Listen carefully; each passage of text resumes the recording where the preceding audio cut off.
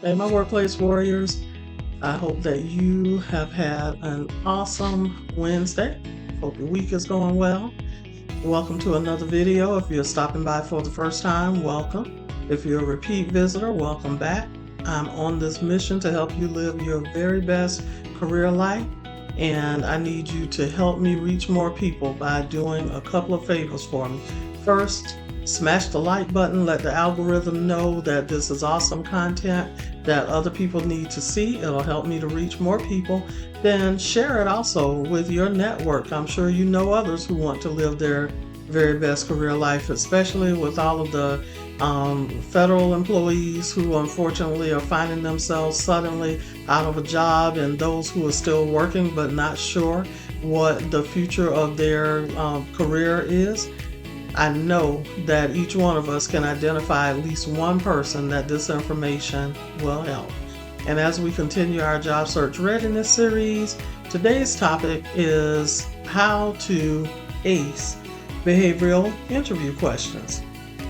And so I have about 5 tips that I'm going to share with you during this video to help you feel comfortable and to first of all develop your strategy for answering behavioral interview questions and to feel comfortable doing so.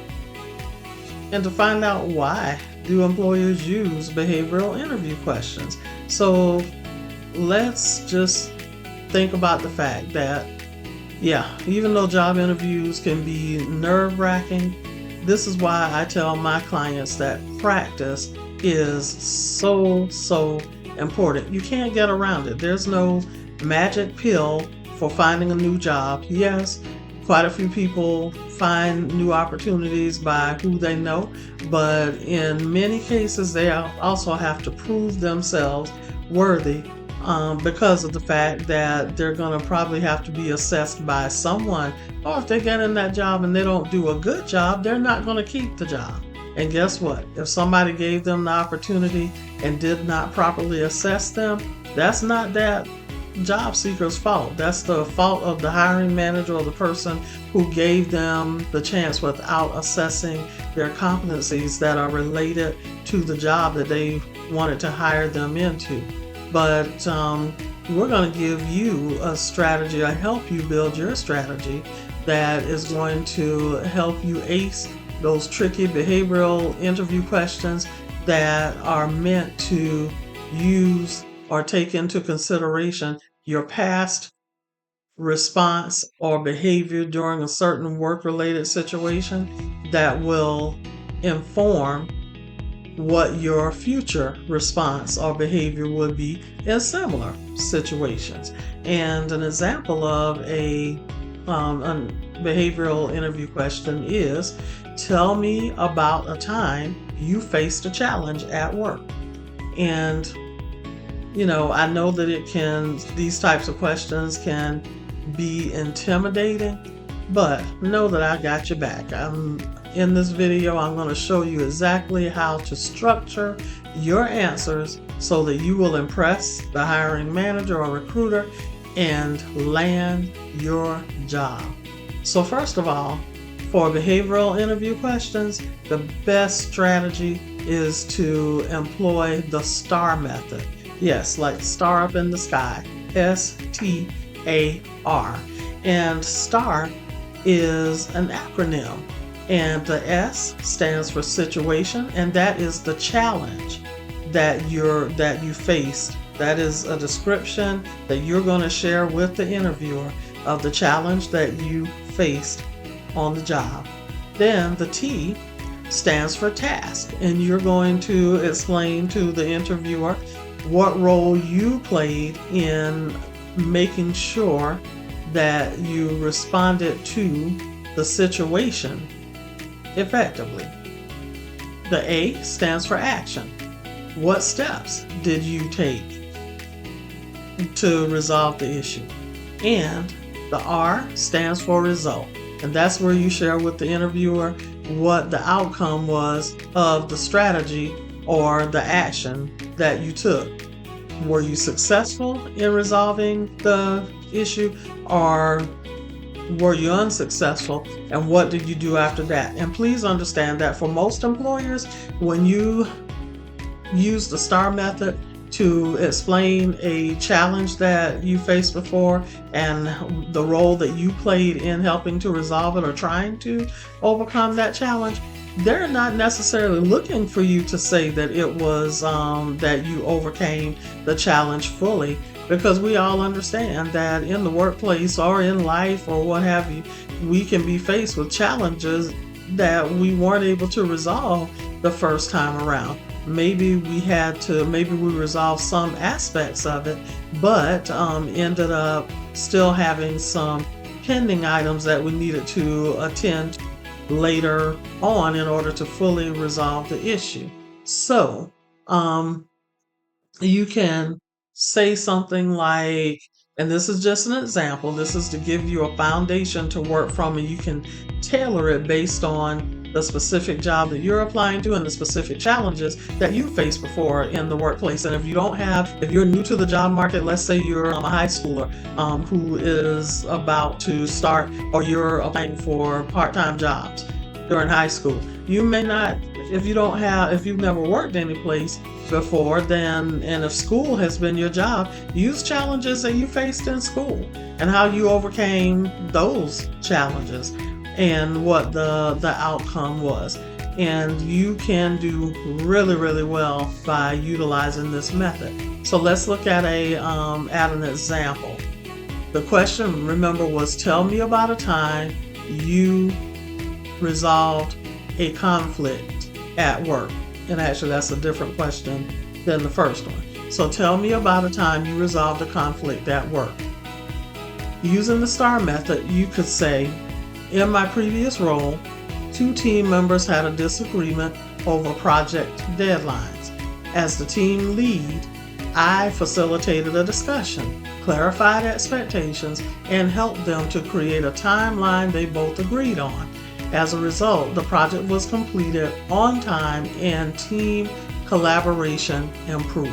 That is excellent. Using the STAR method, what was the situation? 2 colleagues or 2 team members had a disagreement on the project deadline. What was your task? As the team lead, you had the responsibility to help to resolve that conflict. And so you facilitated a discussion. That was the action that you took. So you facilitated a discussion about and clarified expectations and project requirements. And then what was the result? The outcome was that the project was completed on time and team collaboration improved. It doesn't get any better than that. Short, sweet, direct to the point, detailed enough to touch on each point of the STAR method: the situation, task, action, and result. Then the second point in acing or trying to ace a behavioral interview question or behavioral interview questions is for you to highlight key competencies that employers look for. And in today's job market, employers look for leadership. Of course, in that answer, there was leadership because this person was a team lead, and they took a leadership role in taking these 2 team members and facilitating a discussion to clarify expectations and remind everybody of what the requirements of the project were. Teamwork, by facilitating that discussion, team collaboration improved, and teamwork is big for today's employers, and so is collaboration. Communication is another one that employers look for, and of course, when you're facilitating a discussion, what are you doing? You're communicating, and by reminding everyone of what the project requirements are and other expectations, that is effective communication. Then problem solving. Just by the fact that they facilitated a discussion between 2 team members who were having a disagreement, that means that they are a problem solver, ended up being a great problem solver because they resolved the issue. And then adaptability. So they weren't anticipating, I'm sure, that these 2 team members would have a disagreement during the project. They expected everybody to be focused on getting the project across the finish line and on budget and on time. But when they saw that an issue arose, they didn't just sweep it under the rug and just tell everybody to keep working. They knew how important it was for those team members to get back on common ground and to be able to work efficiently and to work as a true team, not just going through the motions. And so they facilitated that, and that was an example of being adaptable, because they had to put the project on pause, even if it was only for an hour-long discussion. Bottom line is that was an hour that could have made the difference between them meeting the deadline, project deadline, and not. But thank goodness they were able to meet the project deadline. And what you need to do is you need to, as the job seeker, if you are, or while, I'm not going to say if, because if is not an option here. When you are preparing for your job interview, you need to make sure that you study that job description. That's another thing that you all know. You go back through my interviews, or if you've ever attended any of my training, you know that I tell you, you need to study that job description. When I get ready to apply for a job, I use a yellow highlighter and a red pen. I highlight the core duties and responsibilities of that job, and then I take a red pen and I number them 1, 2, 3, 4 until I've run out of core duties to number. And then I also make notes about which one of my positions I gain the knowledge, skills, and abilities or competencies for exhibiting or putting that particular workplace requirement into practice. So before you interview, you need to review, not only review, you need to study that job description and identify the skills that the position requires a successful candidate to know, or to be able to, the skills they need to be able to put to work in order to be successful in that position. And then prepare your star stories that highlight those competencies. Another thing is, have more than one story, at least 2 for each business. Think about, or each question. Make sure, or each business challenge. Make sure that those items, the questions that you put together, or that you put answers together for, make sure that they make sense, that your answers make sense, and that the interviewers will be able to easily relate your answer to the job. So when you're looking at that job description, your role is to identify the core duties and responsibilities, meaning the top 3 or 4 duties or responsibilities that job will require a successful candidate to perform. And then you need to think back about through your work history and match instances or incidents during your work history with each one of those challenges that you've identified. Or think about the types of challenges that someone in that position could face. And you can even go to ChatGPT and you can drop that job description in ChatGPT, and you can ask ChatGPT, please give me 5 business challenges or workplace challenges someone in this position could face when they are hired into the position. And ChatGPT will help you to identify potential challenges based on the content of the job description. And then you can use that to help craft your answer. So you have no excuse these days not to be able to successfully answer or respond to behavioral interview questions. Then the third tip I have for you is to use specific examples with measurable results. So for instance, in number 2, the person talked about, or I recommended that you as the job seeker talks about or shares with the interviewer or interviewers how you resolved a conflict at work. And what you want to do is, as you identify those examples, if you can work in and be honest, some timeline, like, chronological stuff. Okay, we started the project in April. It was due in by the end of July, and we finished on July 15th. Then that is a measurable result because you finished on time.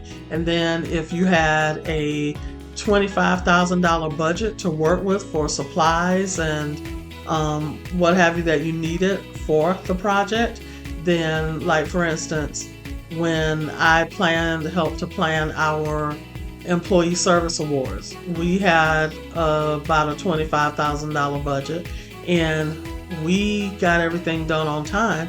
We did go over budget though, but that was mainly because leadership asked for some additional items or facets to the program, and it did cost more money, and they gave us they granted the additional funding to us. So I still consider that a success. So you're adding, anytime you can express a problem that you help to resolve in dollars and cents or in time, that is measurable, or in volume. So if you're, say, a manager in a manufacturing plant and your team has to produce a certain number of widgets, then in a certain amount of time, then you need to let the interviewer know that the goal is 500 widgets per 2 hours, and that your team is able to has maxed 550 widgets every 2 hours. Then that means that you're working according to your key performance indicators. Your team is working at a highly efficient rate, because not only are they meeting the volume every 2 hours, they are crushing it with 550 instead of the required 500 widgets to be manufactured every 2 hours. So just make sure that you don't use vague numbers, and you can't quantify everything, but try your best to, on the front end, when you are preparing and practicing interviewing, answering interview questions, that you pull out those projects that have quantities, numbers, and dollars attached to them. Because when you impact the company's profits, people, and processes, and you have a positive impact, oh man, if you're not the chosen candidate, I don't know why. Maybe you're a number 2, but guess what? It won't be long before you'll have a job when you're able to answer those questions like that. So, for instance, let's say you had a question and the interviewer asked you a question, and you told them, I helped my team improve productivity. Oh, that's well, fine, and good, but you really didn't tell them anything. You just told them you helped them improve productivity. But how about this answer? I introduced a new workflow that cut project completion time by 30%, improving team efficiency. That's what I'm talking about. That is giving a challenge or specific examples of your work, the quality, and giving them measurable results. 30% improvement in team efficiency. That's awesome. So just remember, though, that even if you don't have numbers, describe a clear, positive impact, like smoother processes and improved teamwork. Remember, as long as you can explain how you impacted the company's profits, people, and processes, had a positive impact, you're doing really, really well. Let me take a sip of water. So, my 4th tip to you is to keep your responses concise and engaging. Because hiring managers don't want long-winded stories, and I always recommend people who I coach to give answers that are no longer than 90 seconds long. So keep your answers between 1 and 2 minutes per question. make sure that you either repeat the question or ask the interviewer to repeat the question for you if you were so busy thinking of your answer that maybe you zoned out for a minute. There's no harm in asking them to repeat the question. So practice summarizing your answer while keeping your energy and enthusiasm high. And if the interviewer wants more detail, they'll ask. Just don't give them all of the detail up front. Stick to the key points and avoid rambling. That is so, so important. And even if you start answering the question and you realize that you can't remember the rest of the question, tell them, I'm sorry. But would you mind repeating the question again? I want to make sure that I answer the question in the manner that you will want me to, and also completely. And they will happily repeat that question. I don't know of an interviewer who would not be happy to repeat the question. Then my fifth and final point for you is to prepare, but don't sound scripted. That's why it's so important to practice ahead of time for your interview, because then you can ad lib. You won't be just kind of, seeming like you're a robot. You can ad lib, add some additional context to things, still keeping the time, frame of no more than 90 seconds in mind, but just make sure you're not sounding like a robot.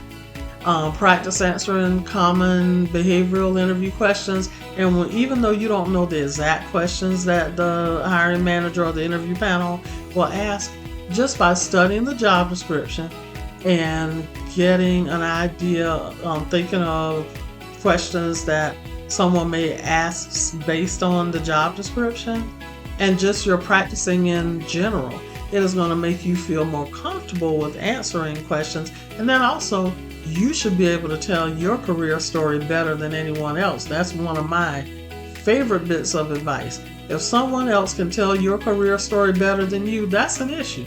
You need to get to studying your career story and figure out a way to tell it as a story, the story that it is, because it's the story of your professional life, and be able to engage your interviewers in a manner that they feel that you are maybe an acquaintance or an old friend who they haven't run into in a long time, and they want to know what you've been up to. And so that's what you do. You just make it conversational style and relatable. Remember, the interviewers are people too, so they love a good story. Create a story bank of 5 to 7 different experiences that you can adapt to different questions, meaning you can use the same situation to answer or respond to a different behavioral interview question, as long as you utilize the relevant aspects of that story or incident to relate directly to the question that you're being asked. So before your interview, I can't say it enough. Practice, practice, practice. And the best thing for you to do is to practice out loud or with a friend or family member, so that they can give you pointers on how to. They can also watch your body language, and they can give you pointers on how to look more relaxed and how to make your answers stand out and engage your interviewer. And all while you are being your natural, bubbly self, full personality self.